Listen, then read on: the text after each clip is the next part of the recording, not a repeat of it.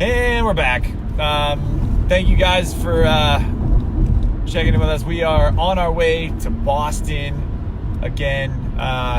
We tried to do this on Andrew's personal page, which is a lot more awkward. So now we're on the presidential page. We'll figure out the tech eventually, yes, man. The presidential page. Anyway, thank you guys for joining us. We are on our way to Boston for a massive event, man. Massive event at Harvard. Should be about 300 plus people. There's 1,000 people interested on Facebook and a whole bunch of going. So we're pretty sure it'll be a packed house tonight. So Andrew, I want to talk about kind of what you were just saying. People will tell you, oh, you're no chance to win, or how the heck you think you're gonna. That's my favorite. Like, how the heck do you think you have a shot here? What do you say to that when they ask you that? Well, you know what I talk about is the mechanics of Iowa and New Hampshire, so if you look at a crowded field, Democratic primary, let's call it minimum 10, 15 candidates. And so Iowa and New Hampshire are going to end up weeding out all but like 5 or 6. So let's say comfortably like 2/3 of candidates get wiped out in Iowa and New Hampshire. Right. So then you look at Iowa and New Hampshire and you say, okay, like what are the primary voters or the caucus goers in New Hampshire and Iowa like, or what would they prefer? What are their alignment? And if you look at it, Bernie Sanders tied for first in Iowa in 2016 and won New Hampshire by 20 points. And so Bernie Sanders, very, very popular in both states. Now, I have now met with hundreds, maybe thousands of Bernie Sanders supporters in both Iowa and New Hampshire, and they are not sure how they feel about Bernie coming back. Like, many of them have said to me, like, you know, we need someone younger, like, we need someone who's going to be with us for a while, and they're lining up behind me. Like, I can get a significant proportion of Bernie Sanders voters in Iowa and New Hampshire and compete for each state. Because of that, you know, it's like, if you look at it, it's like, oh, like, you know, what do you need? I mean, the way our democracy works is Iowans are worth like 1,000 points each. New Hampshire voters also worth like 1,000 points each. How much are New Yorkers worth? New Yorkers are worth like 0.001, but our money is the money's worth something. Yeah, apparently. But presidential politics, I mean, New Yorkers haven't been relevant like in any election I can remember in terms of you know, like actual vote in the presidential process. So yeah, it's good stuff. Like, going back to Iowa on Friday. So today, you know, today we'll be in Boston for this big event. I'm speaking in New York at an event in Queens tomorrow night. Oh my gosh, and tomorrow day, we're going to be at Comic-Con. So we're going to Comic-Con! Yes, I am. First? I'm the first presidential candidate ever to appear at Comic-Con in New York. And so, so 250,000 people plus are going to be at Comic-Con. And every single one of them is going to come and talk to Andrew Yang and vote for you. Yeah. And you will be wearing a life-size Incredible Hulk cosplay costume. I'm not sure. You're not sure about that? Yeah, I don't know if that's happening. What if you had to be a superhero? What would you be? Well, you know, when I was a kid, Spider-Man was my favorite hero, but his power is really not that awesome if you reflect on it. Like, you need to have the ability to teleport very long distances, in my opinion. Or fly. Fly. Either fly or teleport. So that's gotta... Which superhero... Can any superhero teleport? Well, the only What does Green Lantern do? The one... He can definitely fly. But the one I think of is Nightcrawler, but then... yeah, but that's a little weird. His teleportation. He was a weird dude, yeah, and also, I don't think you could teleport, like... I don't think you could teleport, like, cross-country or something. He couldn't be like... He couldn't be, like, New York to California or some shit. I mean, you could do that. Right. Yeah. So, So I guess Superman? I thought it was it's really the debate becomes, are you Superman or Batman? Do you have like godlike powers, or are you just really rich and really crafty and be able to beat people up? Yeah, you know? I don't know. Because Batman's just like the best fighter and super loaded. Super loaded. Right, his superpower is like money. You know what's funny, guys, is I actually know I know some rich people or whatnot, and like, you know, and so like you think it's like, oh, are you like real life Bruce Wayne, like real life Batman? Zach knows some rich people too. Yeah, Zach some of them are kind of real life Bruce Waynes, you know. I mean, Yeah. money is funny, and like the people. You can talk about this, Zach. It's like I feel like money, for many people, it ends up accentuating whatever your nature is. You know what I mean? Like Yeah. if you're a jerk, you have a lot of money, you're gonna be like a major jerk. My dad always said money is a magnifier. Yeah, it's like a so magnifier. It doesn't like make you a nicer person. If you're an asshole, you become worse, right? But if you're a really nice person, it can make you really great. It can make you very, very nice.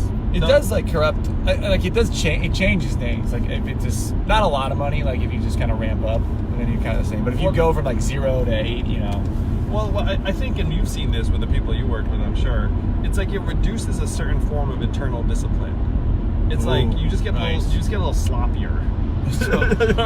Yeah. Like even if you're like a nice person and you become a philanthropist, you become like a sloppy philanthropist. So true. It's so true. So I used to work. My last job was it's called Client Philanthropy Advisory. So we'd literally help rich people give their money away over falling off, which was awesome. Sorry for my hand. Hang on. There we go. And you'd see, yeah, man, like it just gets, at a certain level of wealth, it just gets easier, I think, to just write a check. You know, like someone's asking, like, just shut up and take my money. Yes. Which is really sad because there's a lot of waste in charity, which is, and most people probably imagine. And then there's a lot of good causes that don't get the funding they probably deserve. Well, one of the things, because both Zach and I started nonprofits at various points. He's still the chairman of his. Like I was forced to step down because I'm running for president. Well, because running nonprofits is apolitical and all that. Yeah. So the metaphor I use for nonprofits is like in a business, it's like you have a cookie stand and you sell cookies, and then people like your cookies, they buy more cookies, and you're like, okay, this is working. Nonprofits, it's like you're baking cookies, except that people that are giving you money aren't allowed to eat the cookies. Like, and so you just go around being like, my cookies sure are delicious. Like, see how happy they make people. Like, you should give me some more money to bake some more cookies. But they're not. but they're not able to eat them themselves. It's a really look at the expression on their face.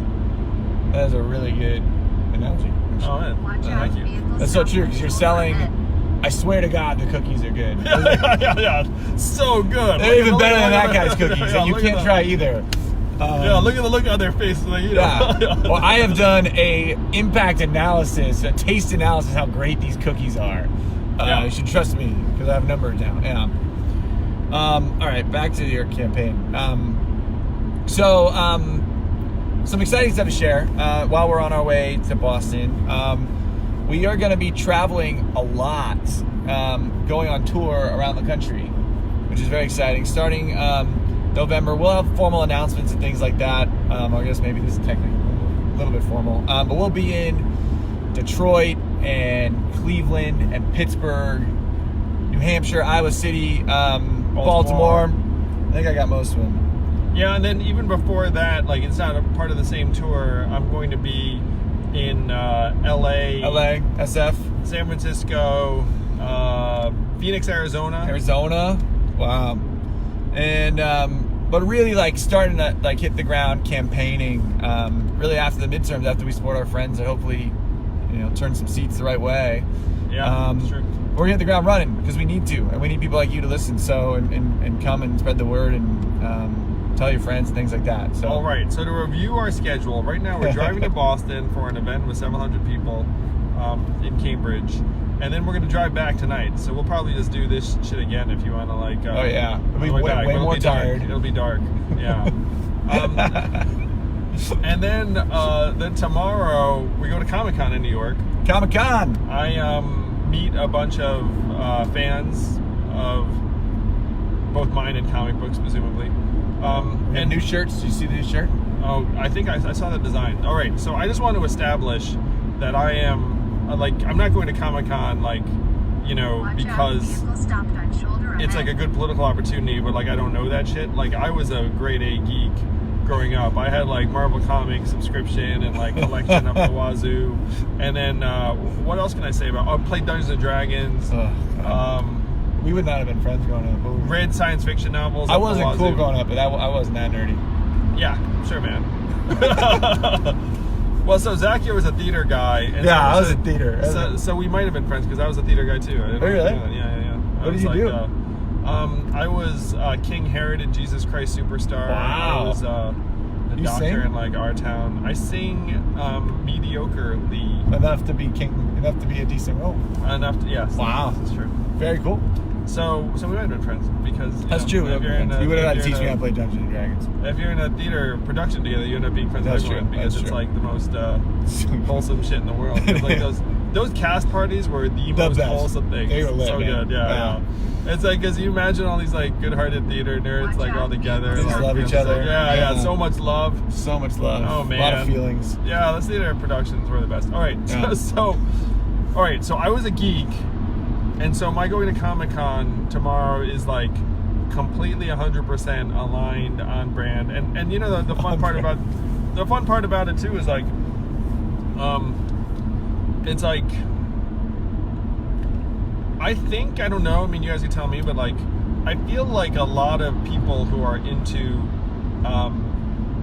science fiction, the future, like, also are into universal basic income and the fact that we're going to automate away a lot of the jobs, which we are, and like all of this. So I feel like the Comic-Con crowd is going to be very aligned. I mean, we'll see. So that's tomorrow.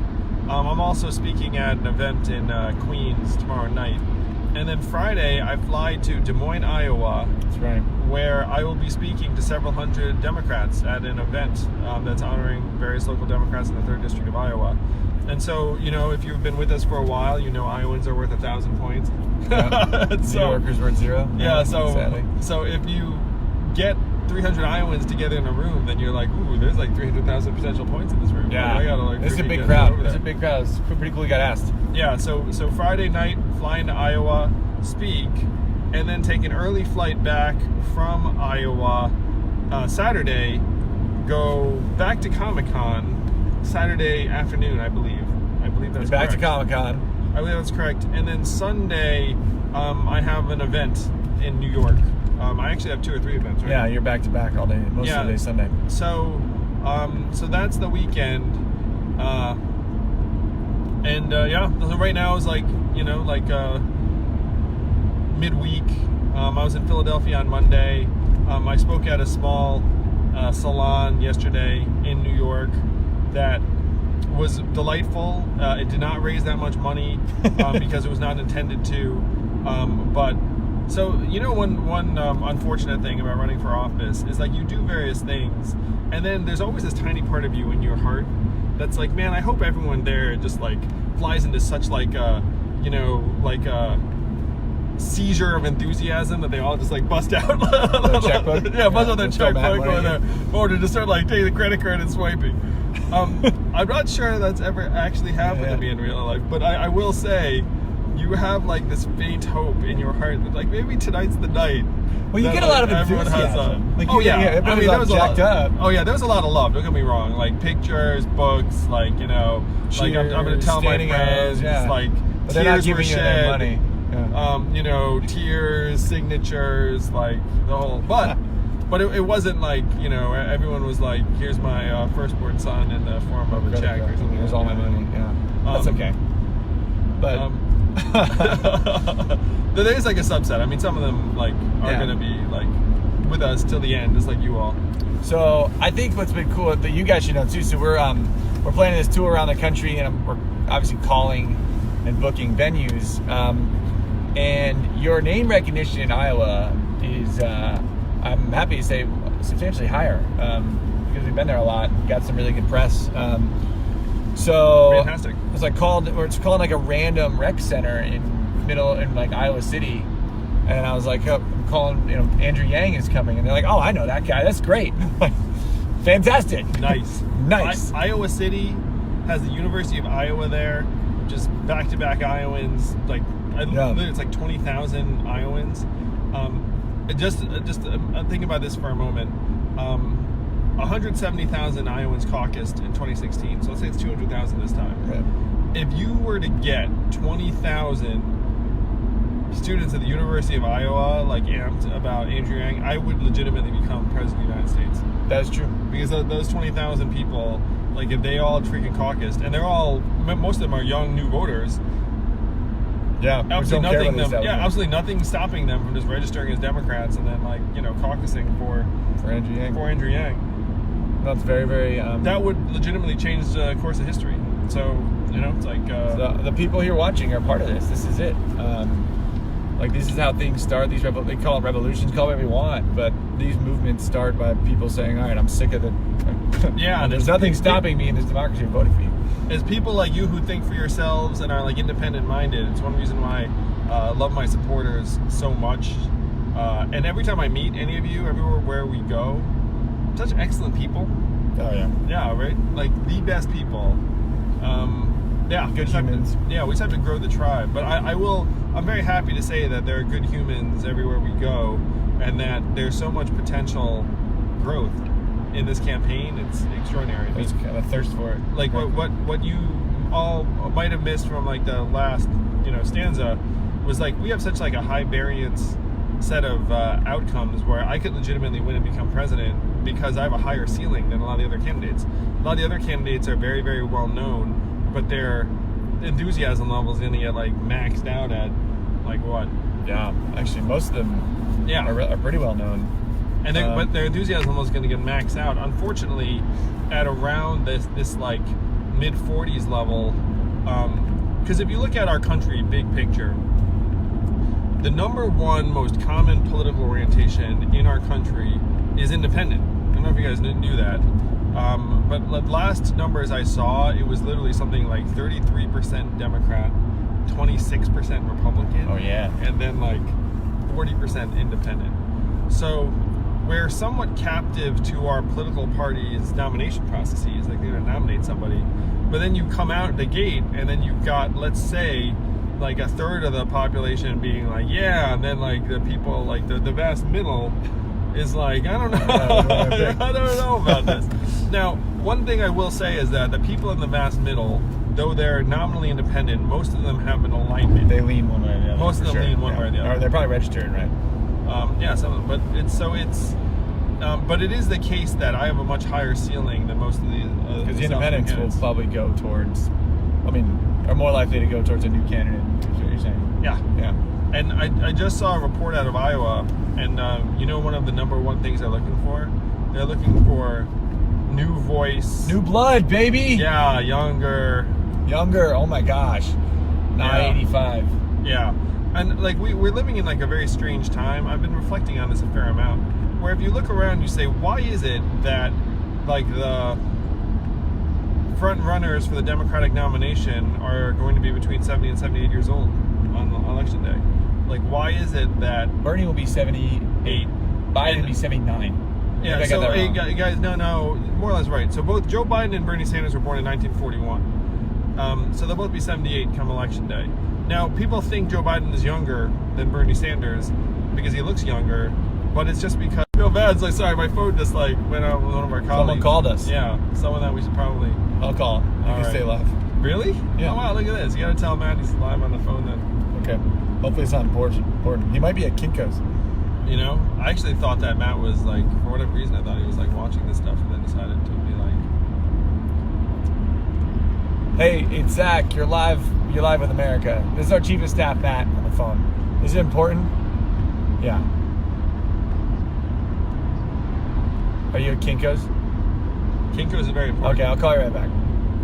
Okay. We're gonna wrap soon. But our saviors. Yeah, our saviors are and so if you think technology is one of the most or the most important thing that's changing our society and our economy forever, do we really think that someone born in the 1940s is going to be able to figure that out? Part of me is have these people read their own email ever? What have they? Oh my gosh. What haven't they done? I don't know. Biden ran for president the year I was born. Biden ran for president 88, is that right? 87. Oh yeah, then he probably did. So Joe Biden's a little older than people think. He's just kind of gotten his He looks good. I love him. You gotta love Joe. Yeah, no, I think we all have this warmth for Joe at this point. Yeah. But yeah, so I was reflecting on why it is that our leaders are from an earlier time. And that's like the nature, I think, of the way that our political processes is have been playing out. It's like if you're a young person, it's going to be very hard to rise to some sort of national stature. In like a reasonable time frame. I mean, it's it's something that I think many people who are watching this understand. And, or anybody who watched when Zuckerberg got kind of berated by. I gotta senators. say, guys, there are other governments in the world that are laughing at us. They think we're ridiculous. Where it's oh gosh, these political leaders don't understand Facebook, and then there's these terrible Kavanaugh hearings that that was bad. The rest of the world looking at us being America's losing its shit. Yeah. And so hopefully we, the people here, me and Zach, can play a role in restoring a sense of integrity and reason and progress. One other thing I thought just randomly watching the Brett Kavanaugh hearings and the SNL parody, which was really quite funny. So if you haven't seen it, you should check it out. But how out of date or old their physical environment seemed, that building. You know what I mean?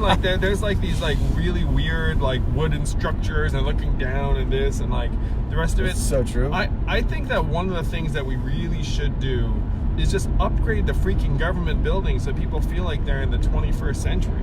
Because you go into those buildings right now and it's so grand, so old, but it's so old and stodgy, and it just makes everyone there be old and stodgy. Yeah, a congressman told me he walked into the freaking legislature and was he's this place seems it's designed to tell you that it's never going to change.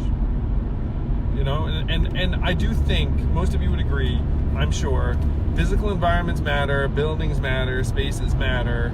Yes. And so if you're in some freaking old ass stodgy building, you're probably not going to be hatching the most progressive, innovative, revolutionary thoughts. So you heard it here first. President Yang's gonna rebuild all the important government buildings, and then the next president will get to enjoy it, because that shit takes years to build. That does take a while. So it'll be after my 8 years in office, there will be all these magnificent new modern buildings where people will actually pass laws that are oriented toward the future, and I'll come back and visit, because even President Yang knows that you can't build Rome in a day. You can't build awesome new government buildings and You heard it here first. But no, they said, I think it was Senator Flake was when he thought he was going to hold out in his vote. They met outside the committee hearing in a phone booth. Yeah. Which says a whole bunch of things. One, why are they all crammed in a hallway? Because there's no conference rooms near this hearing room. One, but two, why do they still have a phone booth? Yeah. With actual phone. Yeah, no, they just kept it around, and then there are 2 senators in there.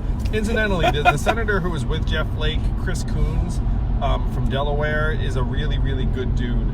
I had breakfast with him a number of years ago, and this is actually a microcosm of sort of my run for the presidency. So Chris Coons, if you go back to the history, so Chris Coons is the guy who met with Jeff Flake, they were friends, and he was hey, let's do an FBI investigation. So Chris Coons was a fairly anonymous Democrat in Delaware. It's county supervisor, something relatively thankless and anonymous in Delaware. And then there's this popular Republican who was running for senator and was going to win, and everyone knew that guy was going to win. And so Chris Coons was a sort of self-sacrificing Democrat who's I'll be the Democrat who loses to the powerhouse Republican. So if you remember, there was this woman, this Tea Partier, who I think had some really radical views, who somehow upset the Republican. I think her name was Sharon Angle, or it was she had some very, very, very far out views. And so the Tea Partier upset the popular Republican, and then the voters of Delaware were oh my gosh, there's no way we'd send her to the Senate. And so Chris Coons wins, the guy who's the pretty normal dude who's just sure, I'll run just to have a Democrat on the ticket. Then he wins, he's a senator, and now everyone's oh, this guy is actually very reasonable and moral, we're really glad he's there. That's what it takes the only way to get rational, normal people into the Senate, or to maybe have an extreme person on the other side. So anyway, Chris Coons, thumbs up to that guy, and so he's the one who met with Jeff Flake in the phone booth and was like, "Let's have a freaking." I had breakfast with him a number of years ago, and like, Cool so guy. this is like an emblem though about what's going on in DC. All right, so Chris Coons, good moral guy, Democratic senator. So he's just having breakfast with some lobbyists because that's just what he does to raise money. So he goes in and he just sits there, and the lobbyists are paying thousands of dollars to be with him. And he's like, he's pretty much like, obviously, like, he's not even like pretending to like be like really like, into it or listening. He's just like, whatever, I'm having breakfast, and these guys are like, and so then like, they make some small talk, and then one of them's like, so what about this like rule? What about this rule? And the going rate to have breakfast with a senator in DC, if you got the hookup from lobbyists, is it was like $1,000 to $2,000 for breakfast. Like these lobbyists were just paying like $2,000 to like a PAC, or his re-election campaign or whatever. And Chris Coons again is like a very good moral guy, but it's just part of the machinery there. It's like part of the machinery is like, I'm gonna have breakfast with some lobbyists, and it's gonna raise money, like it's gonna raise 10K just so I can stay. And so there were maybe 6 lobbyists in this breakfast, and then me. And I had not paid a dime to be there. So I was like, well, I don't want to like take up this guy's time because like I didn't pay to be, like, I feel like it was impolite if it's like the freeloader is like, hey, I'm going to talk about my thing while like, these guys paid thousands of dollars to be here. Right. So then each lobbyist is like, so what about this rule? It's like, so what about that rule? And then, and Chris Coons is like, yeah, like, my policy person like, yeah, whatever.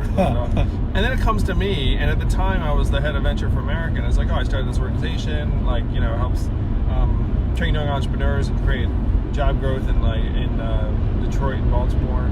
And then Chris Coons was so excited, and he was so excited in part because like I wasn't just some fucking lobbyist talking about some like bullshit rule that like no one cares about, you know what I mean? So he was like, tell me more. like it's like centered on it, was like, that's incredible. Like, you guys come to Wilmington? Like, that's making this happen. Like, and I was, like, it was like a window into like the institutionalization of DC, where even like a good moral man like Chris Coons just has to like be like, all right, it's like time to pay the bills, and he has to go have breakfast with these freaking lobbyist turds. No offense, lobbyists, but these, I mean, they're just freaking. Depends who they are, right? There's some good ones. I know, I mean, there's like barnacles. It's like you get paid a salary, and lobbyists get paid moderately well. They get paid. Really well, no? Yeah, they get paid pretty well, very well, and a lot of them are former staffers.